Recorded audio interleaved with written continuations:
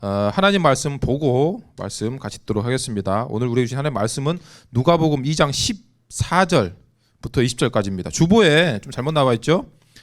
24절이라고 되어 있는데 누가복음 14절 2장 14절부터 20절까지 말씀이에요.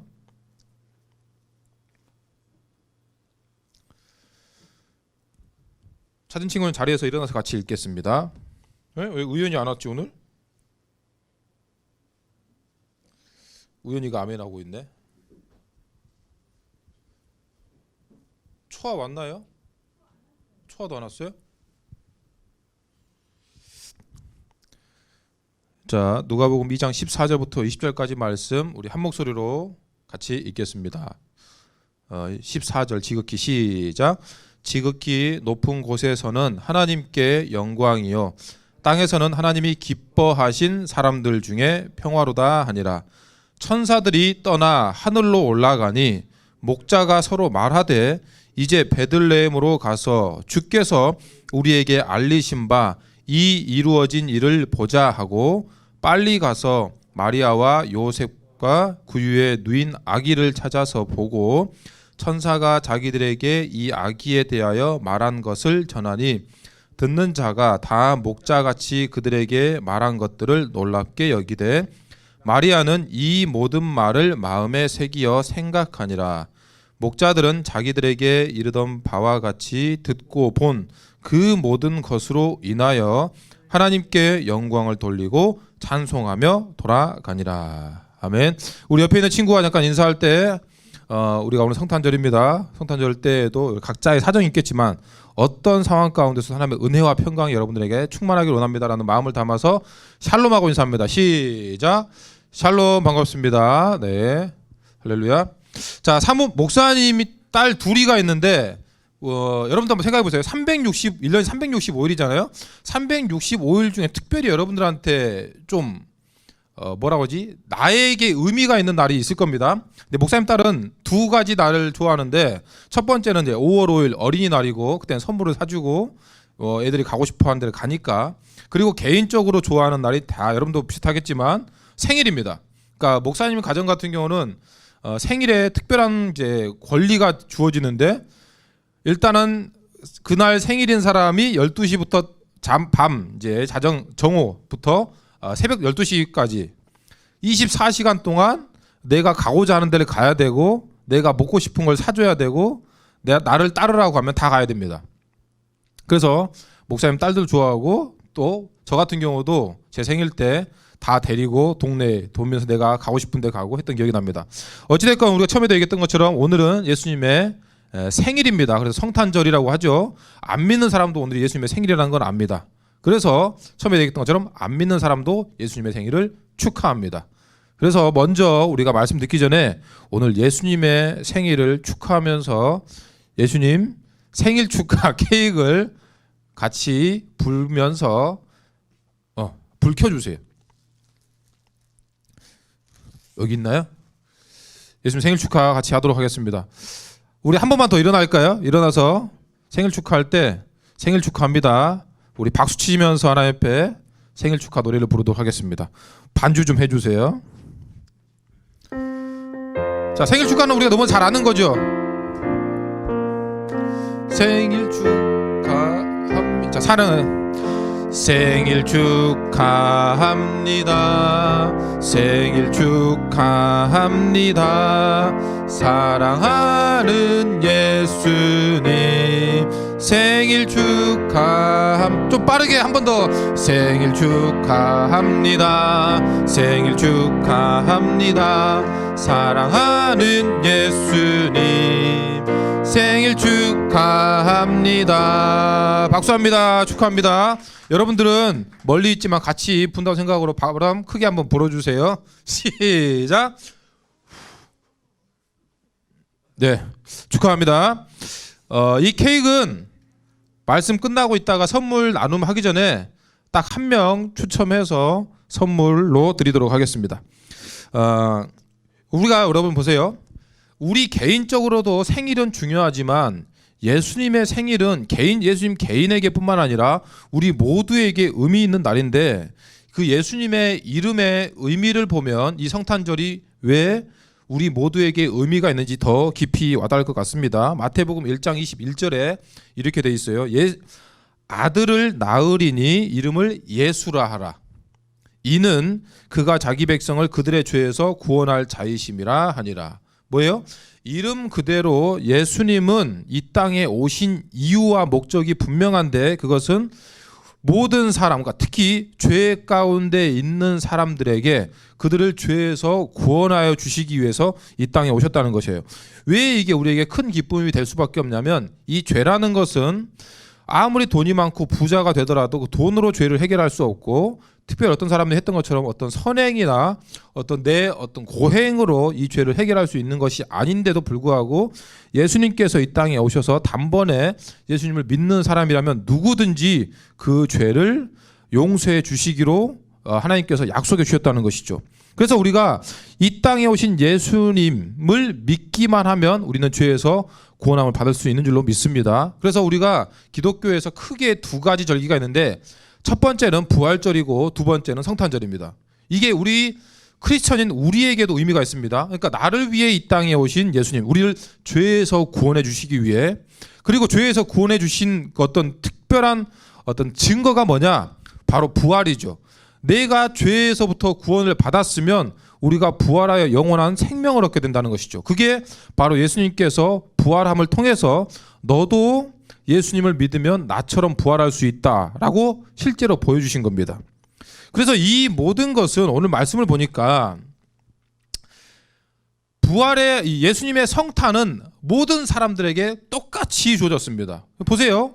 처음 전에 얘기했던 것처럼 성탄에 대해서 모르는 사람은 아무도 없습니다. 저희 시골에 가면 불교든 천주교든 안 믿는 사람이든 나는 교회 가기 싫습니다.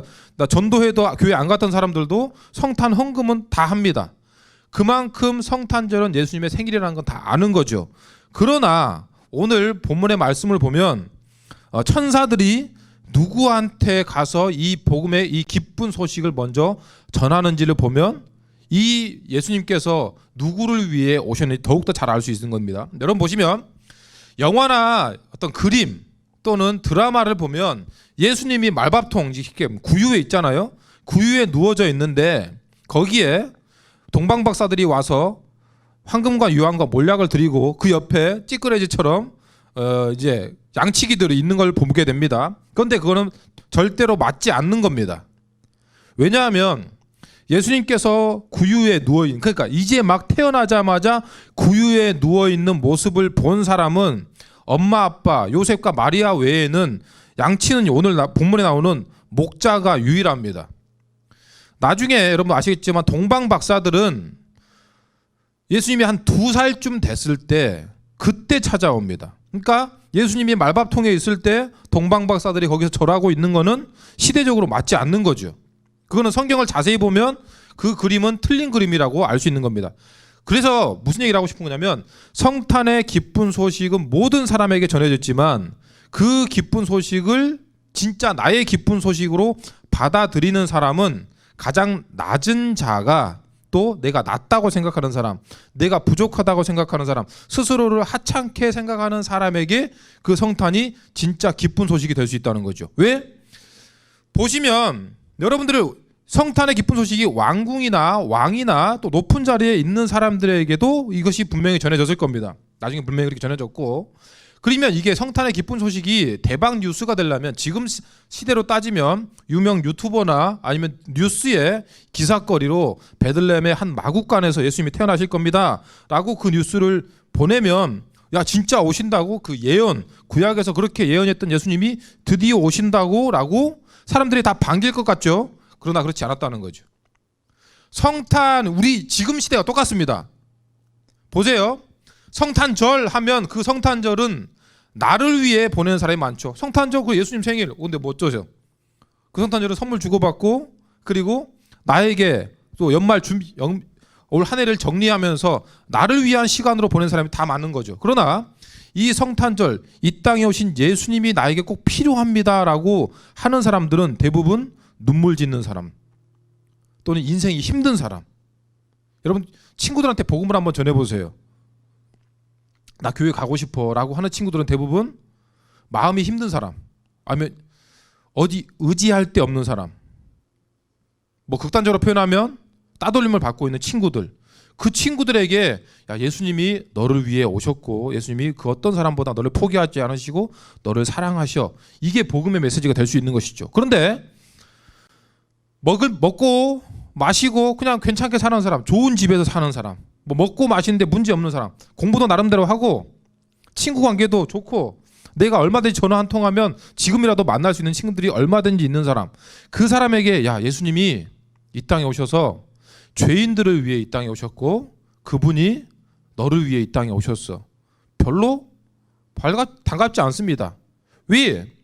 나중에 동방박사들이 와서 왕궁에 들어가서 야, 우리가 별을 보고 왔다, 왕이 나실 것이다 라고 했더니 그 사람들이 막 수군거렸다고 했죠. 야, 진짜 오셨다고? 그런데 수군은 됐지만, 그러니까 지금 똑같죠. 성탄절이 분위기는 나지만 나는 안 갈래. 거기도 아무도 안 갔습니다. 왕이든 대제사장이든 그걸 잘 알고 있는 바리새인이든 그 예수님이 태어날 거를 누구보다 잘 알고 있던 사람은 아무도 안 갑니다. 그러면서 뭐라고 하냐면 야, 예수님이 맞으면 그때 와서 좀 알려줘. 왜 그런 줄 알아요? 그게 진짜 왕이면 없애려고. 그러니까 나쁜 의도를 가지고 성탄을 맞이하는 사람들이죠. 여러분 보세요. 나는 괜찮은 사람이다. 나는 그래도 꽤 부족함이 없는 사람이다. 나는 그래도 잘 나가는 사람이다. 여러분 그 사람에게 미안하지만 예수님의 탄생은 그리 기쁜 소식이 아닐 수 있습니다. 여러분 낮은 사람, 똑같이 얘기지만 부족한 사람, 공부해도 성적이 안 나오는 사람, 친구도 없는 사람, 내가 스스로를 돌아볼 때 미래도 없고 소망도 없고 한 해를 돌아보니까 내가 한 해 뭐 이루어놓은 것도 없고 나는 뭐하고 살았나, 그냥 땅만 보고 있는 사람. 오늘 목자들을 목사님 좀 비교해 보자면 밤에 지금 알바 뛰고 있는 친구들하고 비슷합니다. 24시 편의점에서 새벽 일하고 있는 사람, 아니면 새벽 배송하고 있는 사람들. 목사님도 옛날에 새벽 일을 좀 해보니까 여러분 다 다르겠지만 컨디션이 목사님이 군대를 갔다 오고 내 어떤 그 뭐라고죠, 건강상의 스펙이 최고조일 때 낮에 알바 뛰고 이제 방학 때 이제 할비를 벌려고 밤에 야간 알바까지 뛸 정도로 이제 체력이 좋을 때도 불구하고 한 일주일 뛰니까 몸이 급격하게 나빠집니다. 여러분 밤에 일한다는 거는 삶이 정말 절박하다는 거죠. 양치기들이 그랬다는 거예요. 이 사람들이 지금 새벽에 양을 돌보고 있잖아요. 양을 돌볼 정도로 정말 삶의 바닷 가운데 있는 사람들에게 오늘 기쁨의 좋은 소식이 들립니다. 천사들이 뭐라고 해요? 지극히 높은 곳에서는 하나님께 영광이요 땅에서는 하나님이 기뻐하신 사람들 중에 평화로다 라고 얘기하니까 이 목자들의 반응을 봅시다. 15절에 후반부에 보니까 목자가 서로 말하되 이제 베들레헴으로 가서 주께서 우리에게 알리신 바 이 이루어진 일을 보자 하고 합니다. 여러분 아무리 좋은 소식이라도 그 말씀이 들려도 그 말씀을 있는 그대로 받아들이는 사람, 또 그대로 믿는 사람은 별로 많지 않습니다. 예수님께서 진짜 이 땅에 오셨다. 그리고 온 백성에게 우리에게 미칠 기쁨의 좋은 소식을 가지고 오셨다. 그 기쁨의 좋은 소식은 바로 나를 위한 소식이다. 그리고 뭐라고요? 오늘 다윗의 동네에 너희를 위하여 구주가 나셨으니 곧 그리스도 주시니라. 이 그리스도란 말 자체가 우리의 생명, 우리를 죄에서 구원해 주실 분, 메시아다라는 표현이 있잖아요. 그래서 여러분들 보시면 내가 알고 있다, 오늘의 성탄절이라는 걸 알고 있다, 그게 중요한 게 아니라는 겁니다. 또 성탄절을 또 듣는다, 말씀을 듣는다, 이게 중요한 게 아니라는 거죠. 믿음으로 반응하는 것. 내가 그 아기 예수님을 만나고 싶어.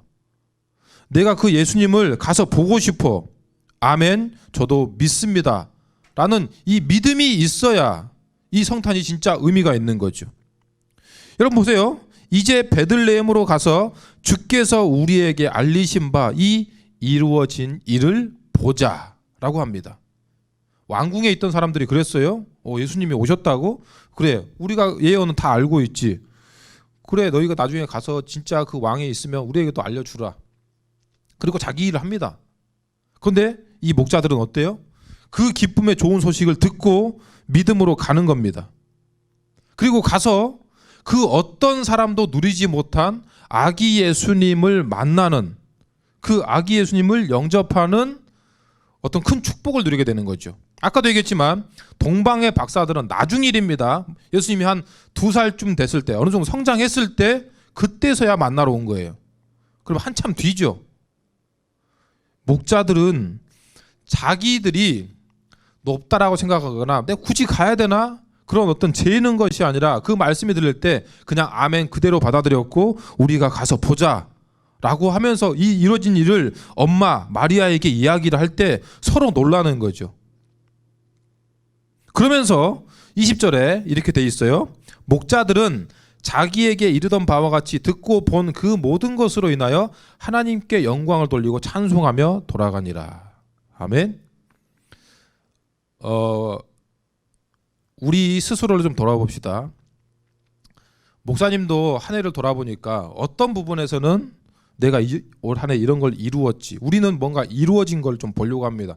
내 개인적으로 내가 공부해서, 특히 우리 고3 같은 경우는 내가 우리 수능을 마쳤고 모든 이제 청소년부의 생활에 맞춰서 이제 대학교의 어떤 합격이나 그런 것들을 가지고 그게 내 업적이라고 자신 있게 이야기할 수도 있지만, 반대로 얘기하면 내가 하고자 하는 것들을 이루지 못했을지라도, 또는 내가 한 해 동안 한 것도 없을지라도, 크게 성장한 것도 없고, 내 인생을 보니까 다른 친구들과 비교해 보니까 난 여전히 바닥인 것 같고, 오히려 신앙적으로 보면 그 사람들에게 오히려 더 희망이 있다는 것이죠.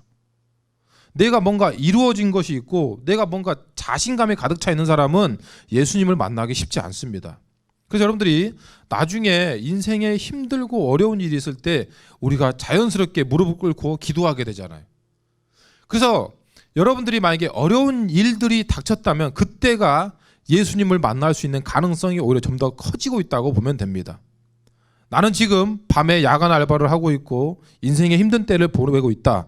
그때 천사들이 목자들에게 나타났던 것처럼 그때 나에게 주신 말씀, 그때 하나님의 말씀이 우리에게 들릴 때 그것이 나에게 큰 축복이 된다는 것이죠. 그러면 그 말씀을 내가 있는 그대로 받아들일 준비가 돼 있다는 겁니다. 감사한 것은 내가 아무리 가진 것도 없고 바닥일 때 예수님을 영접하면 그것이 나의 기쁨이 되고 나의 약함이 예수 그리스도로 인해 변화되어 우리의 강함이 될 줄로 믿습니다. 이것은 예수님의 이름을 보면 더욱더 자세히 나와 있는데 마지막 이것만 하고 마칠게요. 예수님의 다른 이름은 임마누엘입니다. 임마누엘은 뭐예요? 하나님이 너희와 나와 우리와 함께 하신다.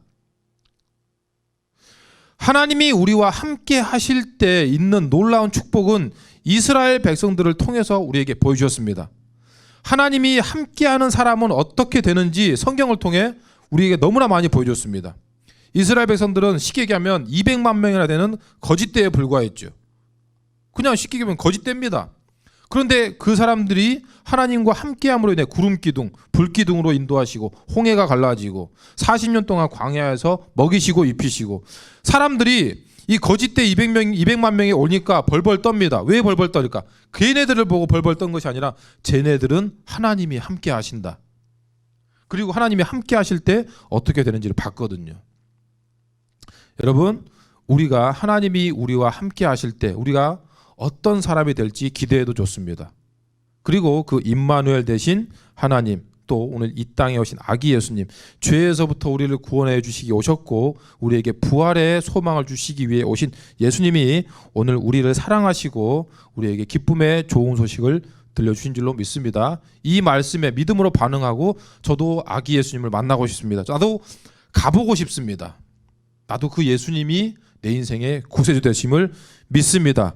삶으로 반응하는 저와 여러분 다 될 수 있기를 예수님의 이름으로 축복합니다. 아멘. 아멘.